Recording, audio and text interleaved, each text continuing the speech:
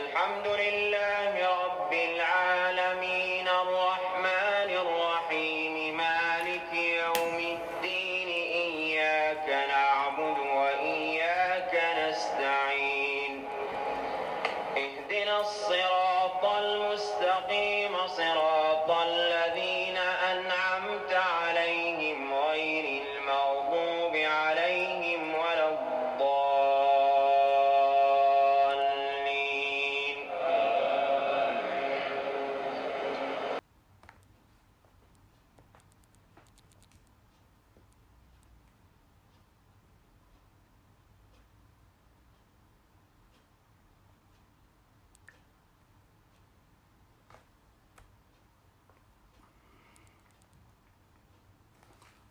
الحمد لله رب العالمين. الحمد لله والصلاة والسلام الأتمان الأكملان على رسول الله محمد صلى الله عليه وسلم.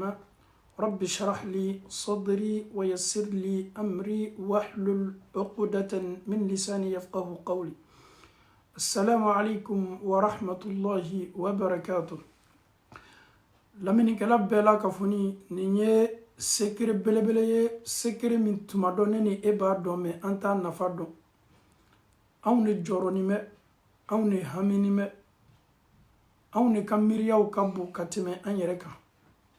Nous sommes tous souciés, nous avons des sérieux problèmes, nous sommes stressés, ça ne va pas du tout. Je sais qu'en commençant par moi-même et vous qui m'écoutez, nous sommes tous, peut-être nous avons un peu de problèmes. Ça ne va pas dans les couples. L'homme n'est pas à l'aise dans son propre mariage. La femme aussi n'est pas du tout à l'aise dans son propre mariage. Les gens sont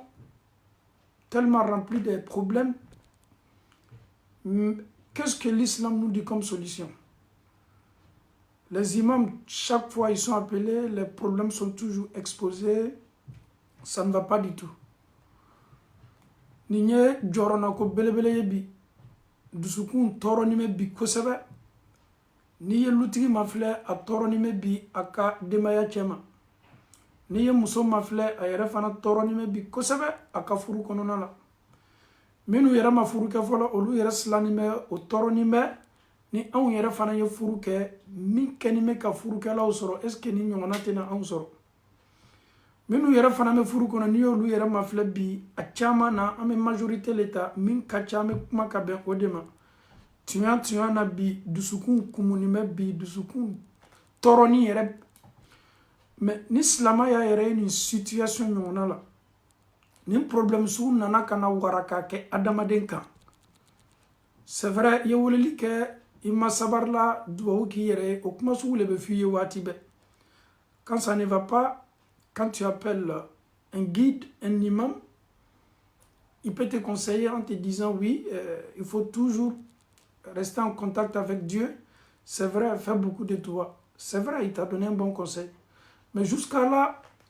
les problèmes ne font qu'augmenter. Mais quelle est la meilleure solution aujourd'hui pour nous débarrasser de tous ces soucis-là? Inch'Allah, aujourd'hui, nous avons le Saint-Coran avec nous cette nuit-là, Inch'Allah. On va vivre cette nuit avec le Saint-Coran. Chers parents, chers frères et sœurs en Allah subhanahu wa ta'ala, nous sommes tous aujourd'hui, quand je parle de tous, c'est la majorité, toujours nous prenons. Bi alala dusukun toronime. Ni ye woleli ke, ni ye mami wole ki ka problème foye, ni min yere kala mo nyuma obi dususma ki masabari ka ban fana ku ye duwo ki yere. Mais yalaw ni ne be chayalaw solution te kanga soro. Est-ce que en tant que sigi ka danfon ka son herma mafle le prophète sallallahu alayhi wa sallam? Est-ce que le prophète Muhammad ke Allah subhanahu wa ta'ala alama Allah ta'ala diana ka ke wali bema Allah ya fala chemima ayrama ko juguke? Est-ce que dusu kasini nyongona tume Allah kera sorowa? Est-ce que adusu tume atorowa? Le Coran est mieux placé. Coran me nana kana au fond anyi. Na kusugu nyongona yere ala kera soro ala ye mufo Muhammadu ye kwa ya tabasi naye. Et je pense que la nuit là aujourd'hui au minu kenime ka lameninke ani nemi yere kenime ka kuma bi neni ebena anyere mademe bi kosebe ni furaye ni sekere sekere mi mena kana neni eka dusukasi ni neni eka jorona ni neni eka komi keni me ka ansege nan tesela ka anyere mabwala na medame sukwala na wulila ni miriya bana an yere dusule mandi ana tumada ko le kelila quelqu'un t'a fait du mal, il t'a détourné, il a pris ta femme, il t'insulte, il compte tout ce que tu fais. À chaque fois, quand vous vous croisez, il te lance des injures. C'est vrai, c'est insupportable souvent, mais Allah subhanahu wa ta'ala nous donne un verset. Ce verset est destiné à son prophète sallallahu alayhi wa sallam. Mais ce verset te concerne comme ce verset me concerne.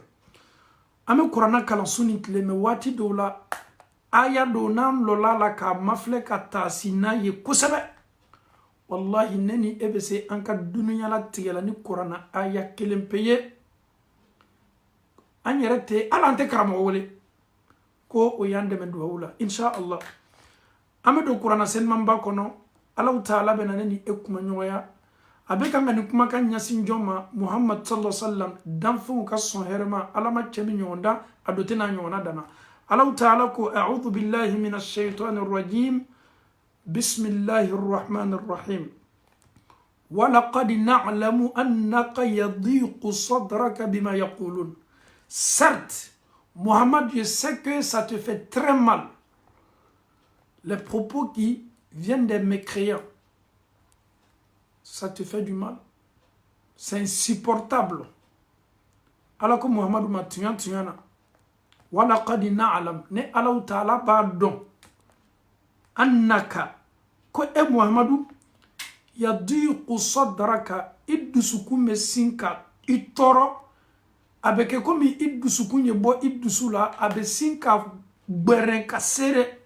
ni hamim bele yala adama dema iddusuku meche chomi, ikono idisi kono, Allah Ta'ala ko ki idisi idusuku meke komi ayebo idisi la kabe mouma ala yere le ko kaka Mohamed, je sais que souvent ça ne va pas du tout, tu te sens pas du tout bien, ton cœur te serre. Pourquoi? Bima yaquluna, par les propos. Kafuru be kuma minu fonni alama, kafuru bi bane alala chomi, abi toro abi dimi. O yere kima ku ye fatoye ado kima ke la atoye ado yere kima ko ala ko nte chune toroya mi meke ala kara dusukuna ni wati la danfon dusuku me ala Ta'ala le bolo ala le ba don a toroya degré be nouveau mina ala Ta'ala ko Muhammadu ne ala ba don ki dusuku mi i toro kabe muma nunu kuma kama me yalo ni ki yere soroni eta su nyona la ni situation su nyona nima ele min ko ki nenni me ka be ka slama baram ele min ko ki i toroni me i ka société la ele min ko ala la wati be mo le keni me ka i toro ka sorete ka ma toro ni toro ya fana la burla eka muso ba ka furu la toro ni me adusukun keni me ka a toro ko sebe furu na bonyante bola che yoro ka nyasama karama foite bola che yoro ka nyasama ayere toro ni meni furula faw ni baw ka lalika ani slamo kenime ka amasabari minge ole ba to abaka furu menteni note toro ya mi mem muso do kan ka furula ni ya odusukun bo ka yara anna ni dusukun wule na tellement ayere sina ka fibi kali ka foko charbon do. Ça ne va pas du tout. Souvent si vous retrouvez dans ce genre de situation, Allah subhanahu wa ta'ala, il interpelle qui? Son prophète sallallahu alayhi wa sallam. Muhammad, si tu te retrouves dans cette situation, quand ça ne va pas du tout, Allah ta'ala ma qui est à mourir fait, il est à jotiri fait, il est à furabola fait. Allah ta'ala ben une solution de dire Muhammadu ma, ni solution yere le neni awka sujet ye bi. Ne danimala ka foko ye toronime, iya fonye ma foye. Ne pardon ka foko ne toronime nya fuye ma fuye dunya bi adamado ne toronime bi minu yera fana beni toroyala ole fanga kabo. Mais la solution, le Saint-Coran est mieux placé pour nous délivrer. Le Saint-Coran est mieux placé pour nous guider vers cette lumière que tout le monde entend. Bébé lumière me makona Allah Ta'ala ko Muhammadu ma ni yɛrɛ ye nin situation ɲɔgɔnna la fasabbih bihamdi rabbika wa kun mina sajidin amma ko bɛ mun na nin aya la n balimaw ja sujudu ye secret belebele ye adamadenw ɲinani bɛ secret min kɔ quand ça ne va pas Allah subhanahu wa ta'ala nous invite de se mettre en état de prosternation, d'être en sujud. Karamɔgɔ cɛ kana bɔrɔ ni nin kuma ye dɛ mɔgɔ dɔ dusu ka sini bɛ ele ko ye sujudu kɛ munna sujudu yɛrɛ ka di Ala ye wa walama a man d'a ye ni Ala sɔnna Ala bɛna na ka na nin kuma fɔ ne ni e ye sisan ne ni e y'an toloma lɔ a la kosɛbɛ Ala ko Muhamadu ma n'i y'a ye k'a fɔ k'i dusu y'i tɔɔrɔ o ka manamanakanw n'o ka nɛnininkanw o bɛ kan ka silamɛya jasi ka silamɛya nɛni walama ninnu bɛ kan ka tɔɔrɔya lase i ma ni dusukun y'i tɔɔrɔ Ala ko fasabbih bihamdi rabbik seniyali kɛ Alahu Taala tano la i ti Alahu Taala ye Alahu Taala tɔgɔ seniya ye ban k'a tano fasabbih subhanallah quand ça ne va pas tu es assis seul comme ça répète toujours subhanallah subhanallah alhamdulillah subhanallah alhamdulillah le fait que i dusu kasini mi kono a tɔrɔni mi kono i dusu tɔrɔni mɛ subhanallah alhamdulillah subhanallah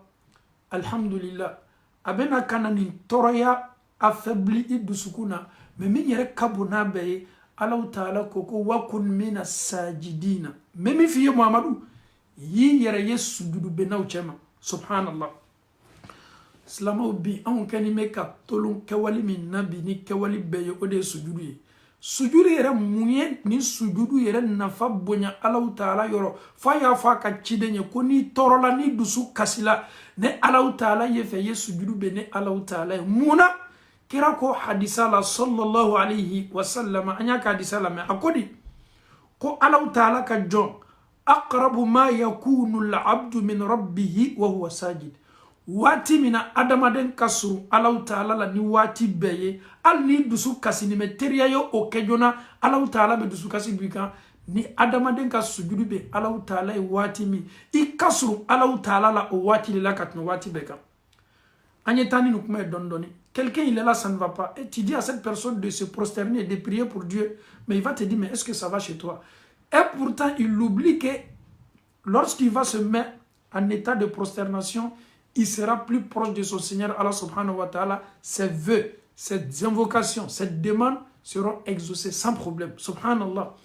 Allah karako sallallahu alayhi wa sallam. Aqrabu ma yakunu al-abdu min rabbihi wa huwa sajid. Ko adamaden ka surunya min ka surun Allahu Ta'ala la ka tɛmɛ surunya bɛɛ kan n'i yɛrɛ y'a bonda kɔnɔ i kana ma ɲininkali kɛ a dɔn k'a fɔ k'i ka surun Ala la nin waati non n'i tɔɔrɔlen bɛ nin waati Allahu Ta'ala bi nin mafilɛ ni hinɛ mafilɛli le dusukasi min b'i kan Ala bɛna nin dusukasi wuli ka bɔ i kan ni adamaden ye sujudu bɛ waati min na cɔ o waati le i ka surun Allahu Ta'ala la donc Ala kɛra sallallahu alayhi wa sallama Abu Huraira beni hadisa lakali ka bɔ Ala kɛra kumakan yɔrɔ sallallahu alayhi wa sallam an faw ni an baw ne y'a fɔ sisan ko ni ne ni e dusu kasini mɛ ngo Allahu Ta'ala bɛ min fɔ Muhamadu ye a b'o ɲɔgɔnna le fɔ ne ni e ye fasabbih bihamdi rabbik a ko di wa kun mina sajidina ko Muhamadu sujudu bɛ ne Allahu Ta'ala ye a n balimaw ni kumakan lamɛnni kɔfɛ ne ni e bolo solution mara sɔrɔ ne ni e ka problème la n'an y'a bila a bila yɔrɔ ɲuman na n'an y'a bila bonda la Allahu Ta'ala y'a ka ciden belebele wele k'a bila bonda min na Allahu Ta'ala ko walaqad na'lamu annaka yadiqu sadraka bima yaqulun ni Allahu Ta'ala b'a dɔn kosɛbɛ ko Muhamadu tɔɔrɔya min lani mi dusukun na i dusukun tɔɔrɔni mi kɔnɔ ɲami ka bɛn ninnu ka manamanakanw ma bima yaquluna fasabbih bihamdi rabbika wa kun minas sajidin Muhamadu i yɛrɛ ye sujudu bɛnnaw cɛma Ala yɛrɛ bɛ Muhamadu ɲamariya le nin baara la sujudu bɛ dɔrɔn solution bɛna na ka bɔ Allahu Ta'ala yɔrɔ sans problème subhanallah an faw ani an baw Allahu Ta'ala mansasetigi a bɛna sujudu nafa belebele dɔ kofɔ ne ni e ye kuranna kɔnɔ sisan anw b'a fɔ maa minnu man ka waati la ko waliyu anw ye an nɛn kɛ ka mɔgɔ minnu kɛ waliyu ye ka sɔrɔ Ala ma certificat di an ma kachete ni certificat ka bo melekaw yoro ka adamaden yete doron ka fo ko waliju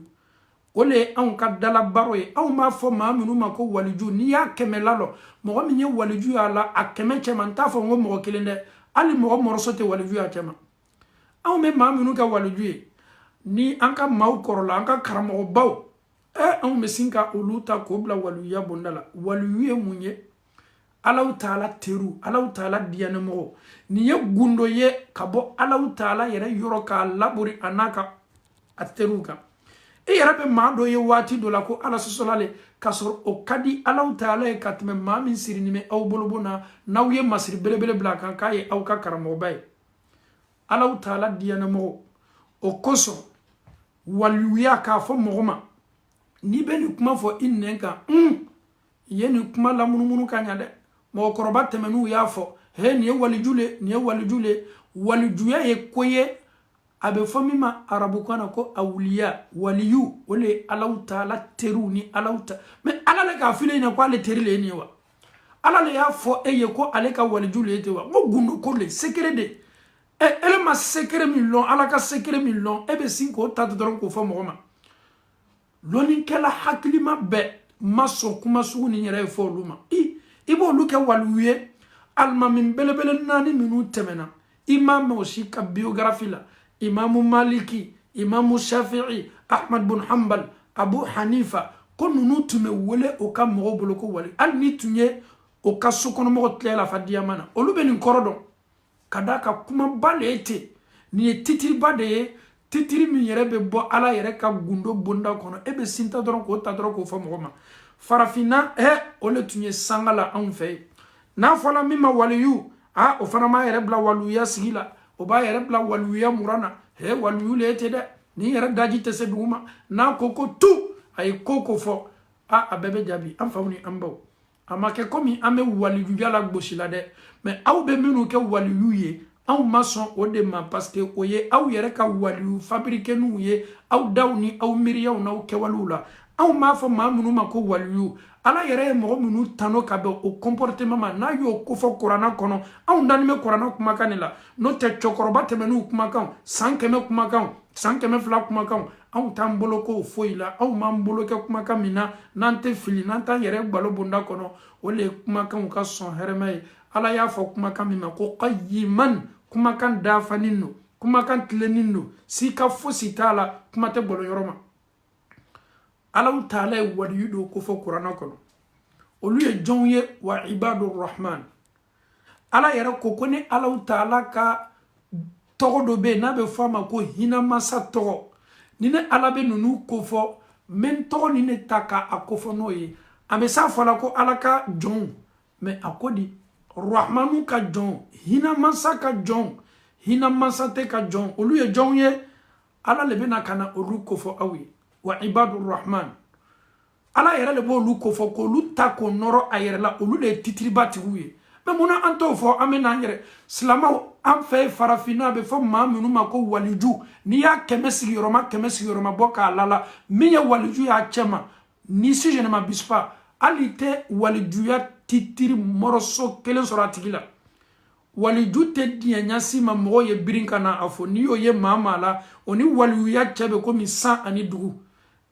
mo be na kana efo foli mi nyona make ala kerai be se die na jodi ni do ye anka waliyu be mafle abe kuila abe fo ma minu ma ko waliyu farafina ki lo ko fo al no ye diama ni sani di meteso o ko son titiri la nonu yere ya yera ka fo ko oluni waliyu ya titiri kaja parce que maw yo ta ko bla place do la olu fana yo yere fana bla o place nyona la an fawni ambaw ametani qur'ana ni ko ki ma son foni ka Allahu Ta'ala kuma kan kele an dani mole la ode an ka dusturu ye ode an ka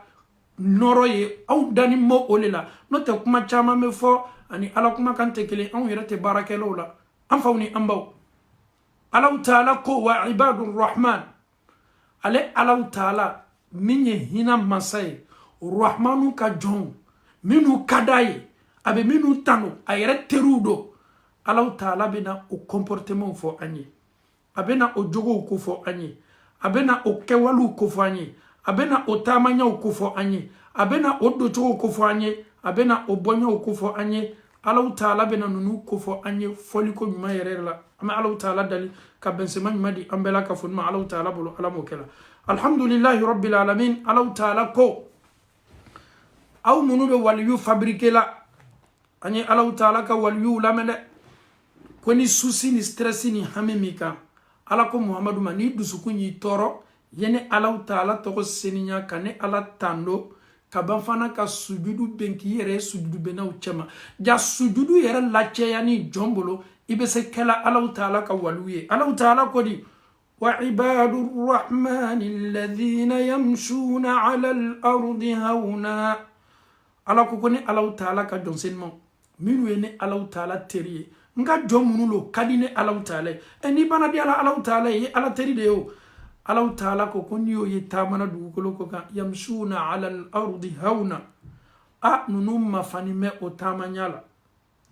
nunu niyo ye tamana iba donc afoko beslana Allah Ta'ala nye ko to tamana wa idha khatabahumul jahiluna qalu salama ni mado yo neni naloma o hakili dogo ma minuto yere kalama nunu jonsen mo me jabi mambo ka soma kisibe an yeka aw jabi an ta kuma kan dugu fo aw ma kisibe ibe nunu kuma kan me qalu salama no nenina oluka jabi e munyole kisi kuma ye Allah Ta'ala bena jogodo fo o lasisen an yere makobole labbi an kabi wal gadala والذين يبيتون لربهم سجدا وقياما الله تعالى كو nibe nunu maflek alno bo ka sokono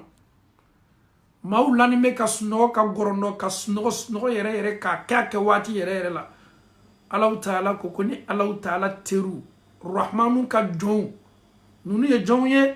obo ka sulke muna otigi Allah Ta'ala sujadan nunu kanime ka sujudu be Allah Ta'ala ja sujudu yere le problème be régler la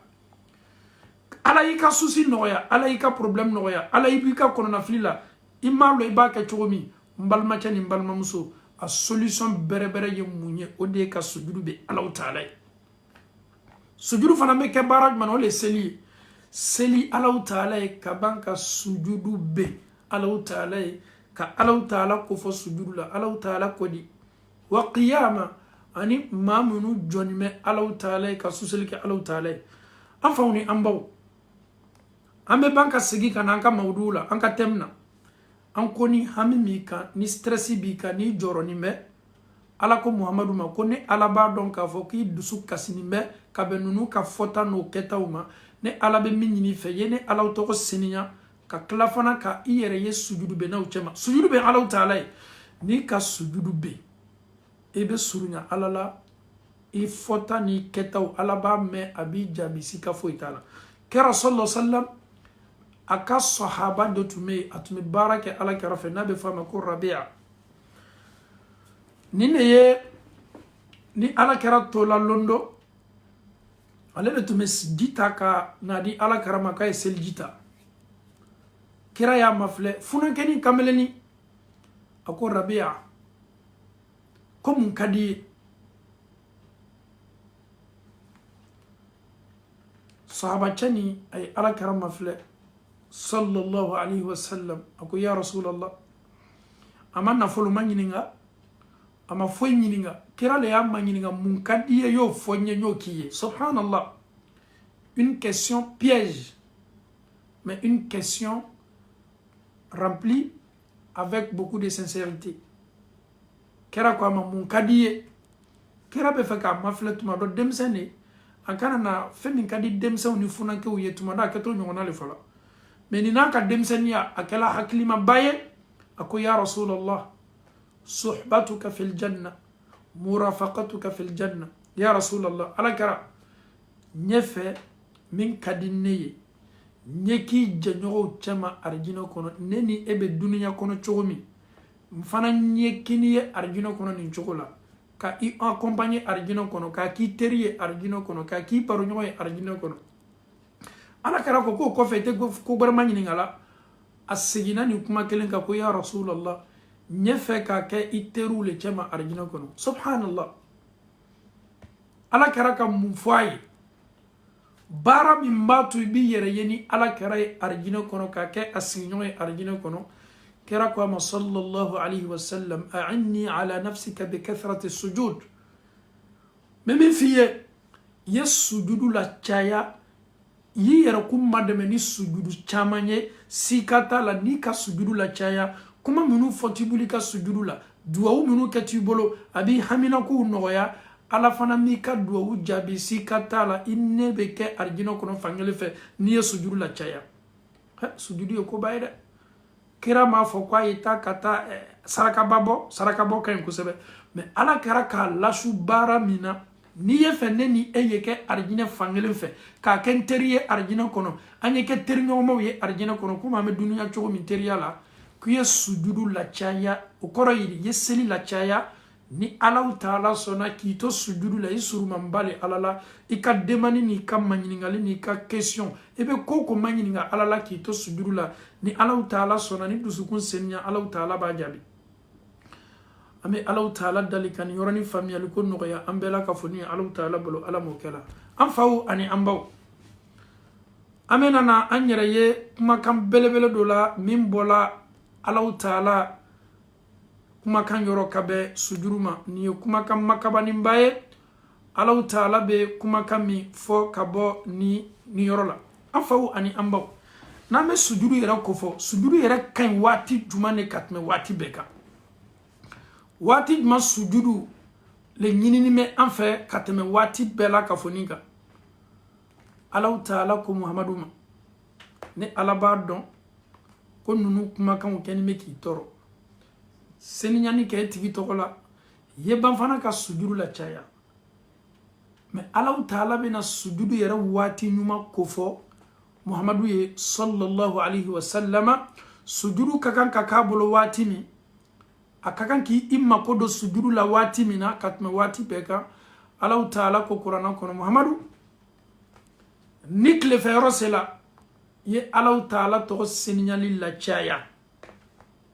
mais ni su kola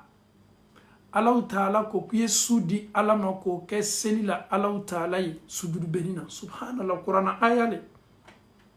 sufɛ yɔrɔ y'o di ala taala ma kira tun ma mori lɔn kira tun ma jotigi lɔn kira karamɔgɔ tun ye jibirila le ni hami min bɛ ala kɛra kan susi min tun b'a kan a tun b'a ka susi ni a ka hami basi ni kumakan min ye o le tun ye kuranna ye ladilikan min d'a ma ala taala ko k'a ye ala taala tɔgɔ seniya k'a daminɛ sɔgɔma fo ka taa se tile fɛ wurafɛ yɔrɔ la ko ni su banna ko la ala taala ko a ma k'a ye waati jan di su ma ka bɛn sujudu ma ka ala bato su kɔnɔ ka caya suseli ye tɔmasiriba ye adamaden ka susi la n balimakɛ ni n balimamuso ne b'a dɔn e bɛ yɔrɔ min na nin i ka susi bɛ ɲini ka i disi faran ka bɔ waati dɔw yɛrɛ i jɔni b'i ka seli la hami min b'i kan a fanga ka bon i kunkolo tɛ s'a kɔrɔ bi an ka susi ka bon ka tɛmɛ an yɛrɛ poids kan bi susi bi i bali sunɔgɔ yɛrɛ i tɛ s'a kɛla ka ɲa susi bɛ dɔw bila kelenna kuma na susi bɛ dɔw bila wallahi i b'o ye silaba kɛ i b'i kali k'a fɔ fatɔw don hali fani dereki min b'a kana butɔn don cogo a bɛ fili ka butɔn dɔ layɛlɛ ka dɔ lajigin samara min yɛrɛ b'a sen na a bɛ fili ka samaraw don couleur kelenw tɛ kun fani bɛ susi la hami ni jɔrɔ b'a kan mais n balimacɛ n y'o de fɔ sisan est ce que ala kɛra taala mori baara ka bɛn a ka susi ma wa la ala kɛra siniɲana nin baara ma ala taala ye fɛn d'a ma o le nana ka na muhamadu bɔ tɔɔrɔya ni dusukasi ni tɔɔrɔya tun bɛ la kan o de ye kuranna ye ala taala ko muhamadu ma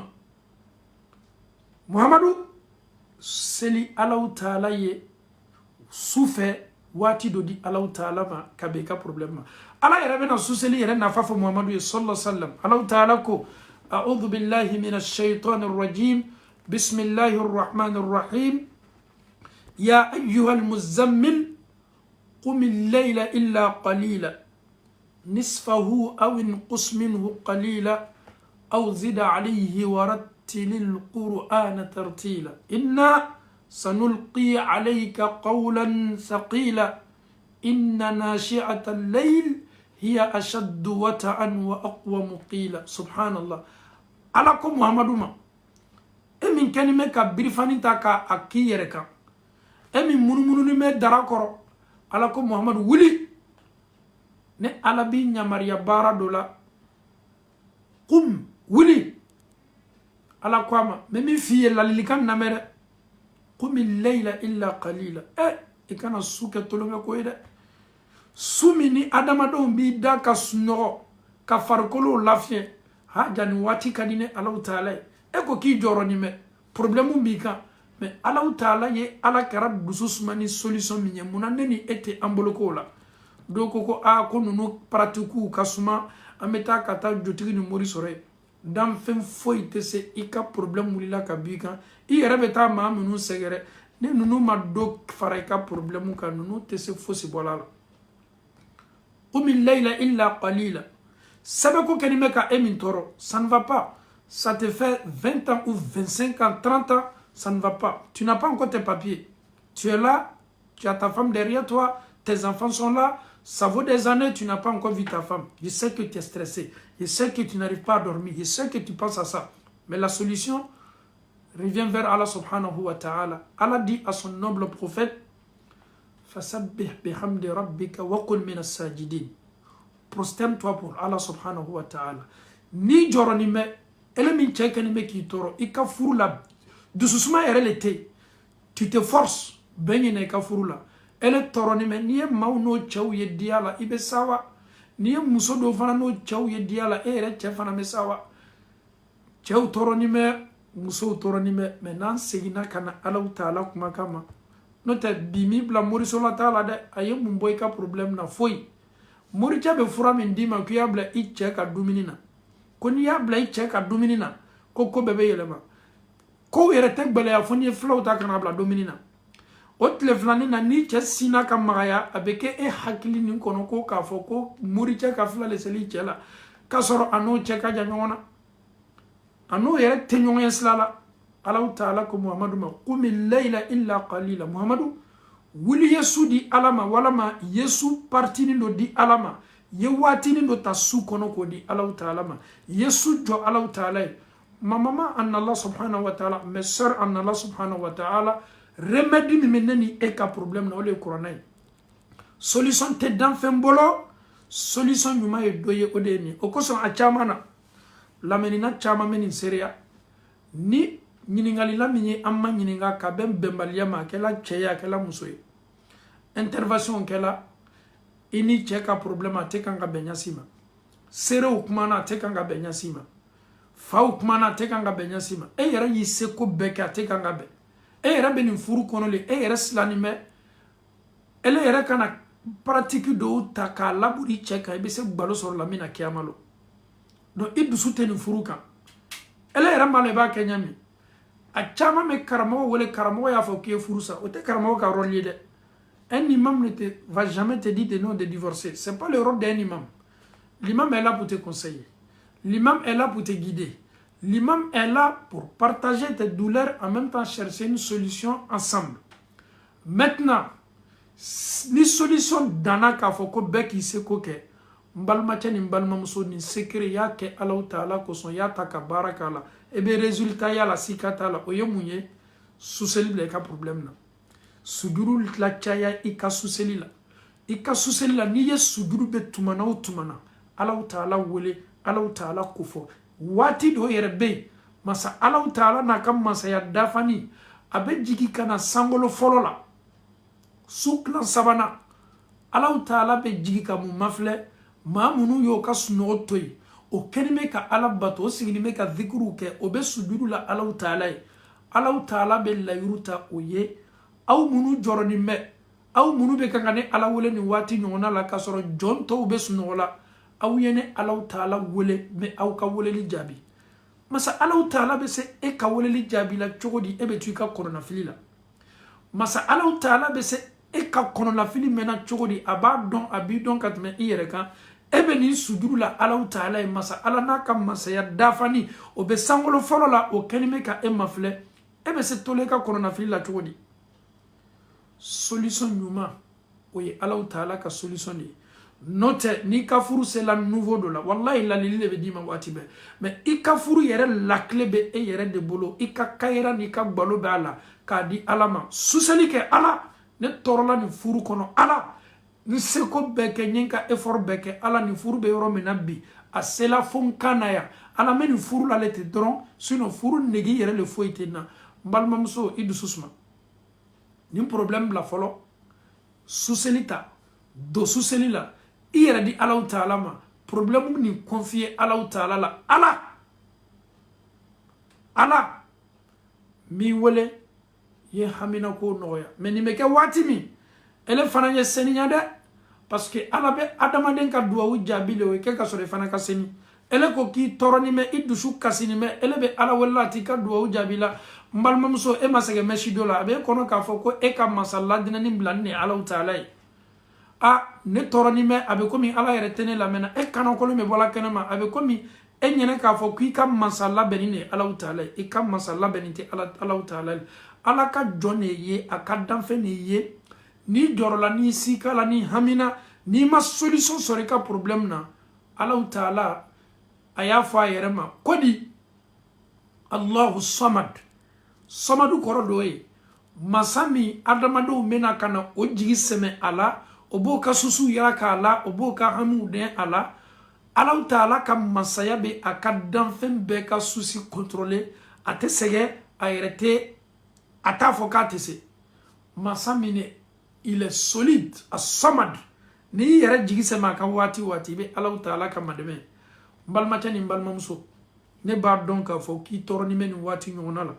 i ye karamɔgɔ caman wele ka bɛn i ka susi n'i ka problème ma i ye weleli kɛ ka weleli kɛ ka weleli kɛ ka weleli kɛ i ka nata ye mun ye bɛn ye sabati i ka furu kɔnɔ i ka nata ye mun ye setana ye mabɔ i ni cɛ la mais e ye ko bɛɛ kɛ ni cɛ ma gulɔ min ka na don i ka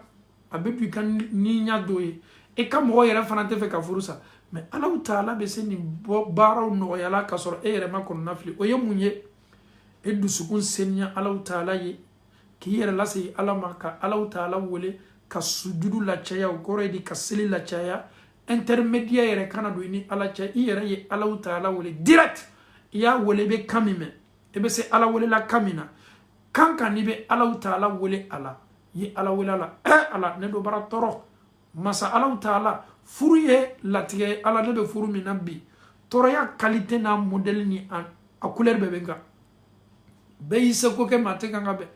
ala m'i dali ka dɛmɛ na ni ne ka hɛrɛ bɛ nin na n'a tɛna kɛ magbalo ye ala m'i dali ye nin hɛrɛ yala na ala ni nin dun tɛna kɛ hɛrɛ ye ne ma n tɛna foyi yala fo gbalo ala m'i dali ye ne ɲuman bɔ nin na y'i ka koɲa la nin bonda kɔnɔ y'a to Allahu Taala ma il faut même pas demander à qui que ce soit k'a y'i ma dɛmɛ furusa la mɔgɔ si tɛ nin ma dɛmɛ na furusa la n balimacɛ ni n balimamuso mɔgɔ bɛ s'i dɛmɛ na furusa la waati min ni ala y'i bɛn muso dɔ ma min ka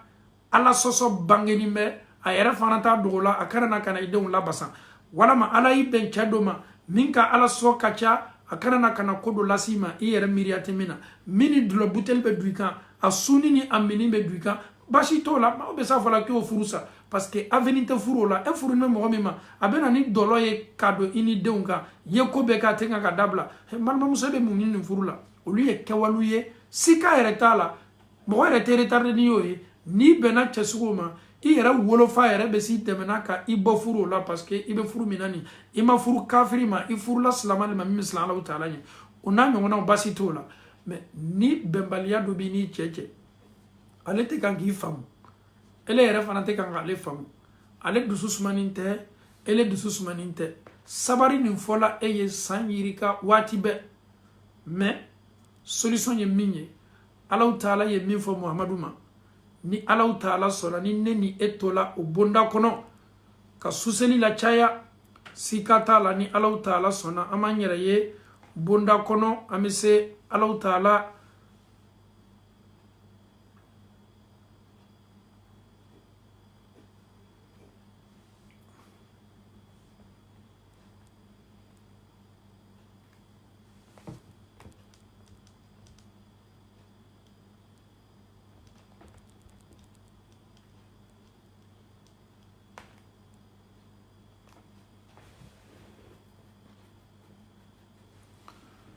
an ame Allah taala dalika ni bara no ya ambe ala mo kala donc kuma la sunya bulu manka sujet ni anka tebuti meminka Allah taala ko Muhammadu ko ma donc fo ko kafuru ka borobonu ka mana kambi torola ni do torola wati ni Allah taala bi invité bara do la ole ka ala to senyani subhanallahi foliye ka klawla ka sujudu be ni seli la chaya sikatala e ka korona filini ka problème bebe noya donc Allah taala e neni elali a chamana ni lalili kan ka toneni ebolo ne ba don ala yere ba ando ka teme an yere ka bi problème ka cha furu kono be maliyaw be chawni muso mandi be maliya yere de be donc ni Allah taala sona na an sela ka Allah taala kuma kan senmani ta ka labara sikata la me problème soro an ka problème mula ame solution soro an ka problème mula teriya bulu ma me Allah taala dali duwawi ko baye abe adamaden fana bo aka korona fila me Allah taala dali bade menu toroni me dusukasi be menu ka bembaliya be menu ka furula a solution te menu bulu o sagala o nyenina o torola o yere be yoromi o kon me furula le doron ko ka ke furula masa Allah taala be me bendo dusukuna ka digima faddi ka dususuma di ame Allah taala dali ka dususuma di nin kelengele nan bema Allah taala bulu ala mo kela masami me adamaden kanda ki blasla nyuma kan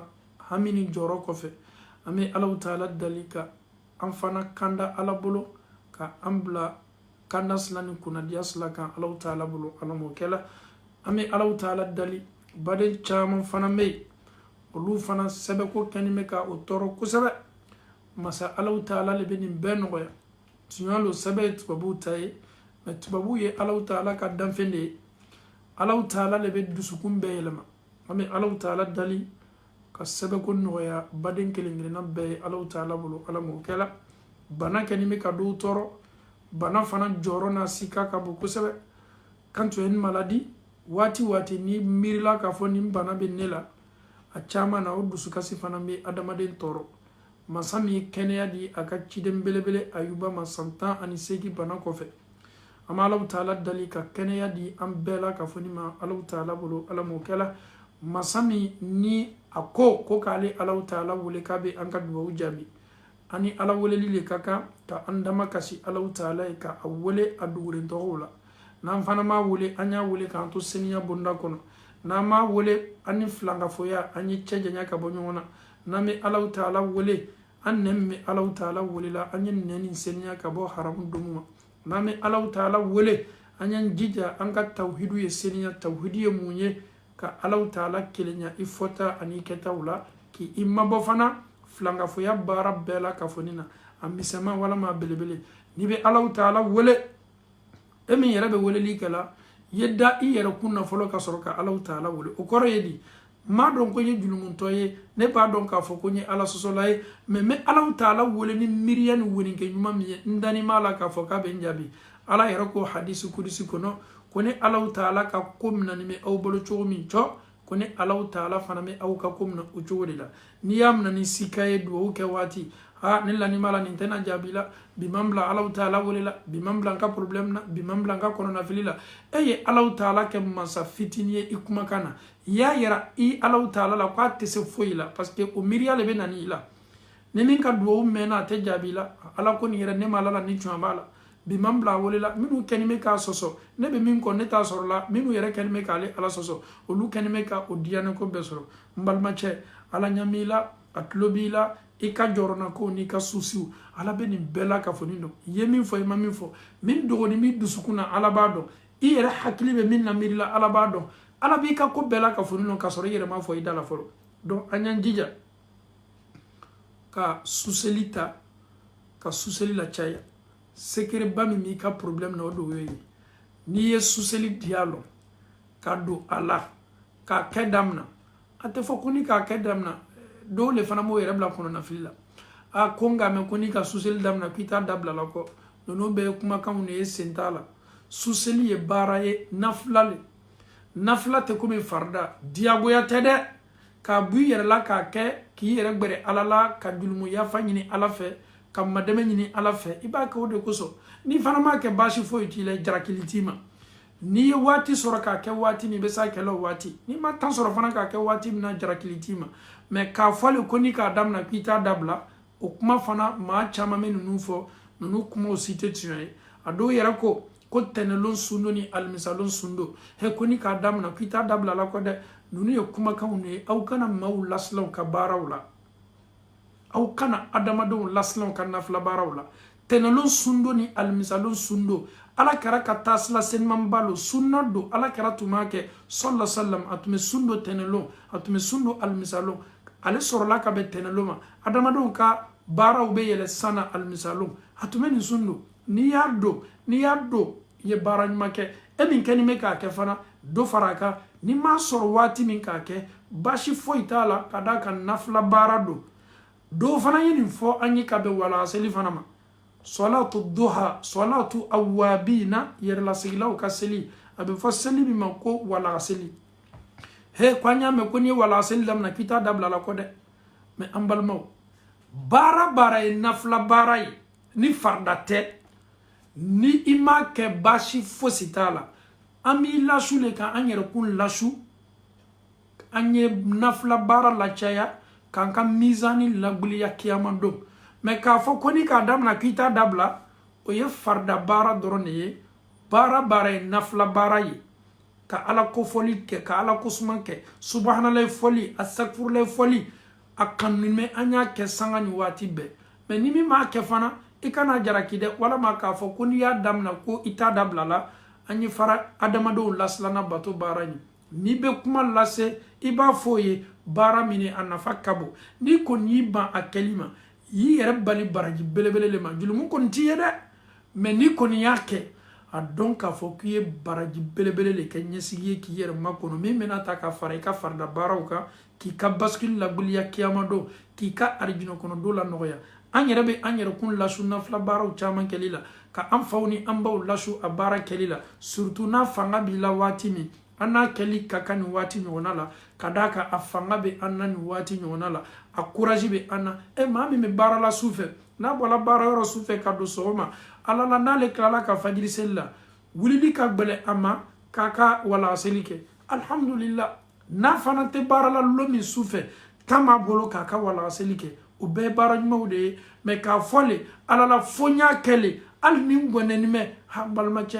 i kana na a k'i yɛrɛ ma force sugu ye hali ni e yɛrɛ tɔɔrɔnin bɛ i nana ka bɔ baara yɔrɔ tu dois te reposer i yɛrɛ bɛ sigi k'a waati makɔnɔ baara ɲuman de bɛ k'i bolo fewu e bɛ kan ka barajiba sɔrɔ mais a dɔn k'a fɔ ko nafila le maa minnu y'a f'i ye ko n'i y'a damina ko i kana dabila ko ne tɛ i bɛ jurumu sɔrɔ an bɛ kan k'a yirila le k'a fɔ ko o kumakan tɛ sababa ye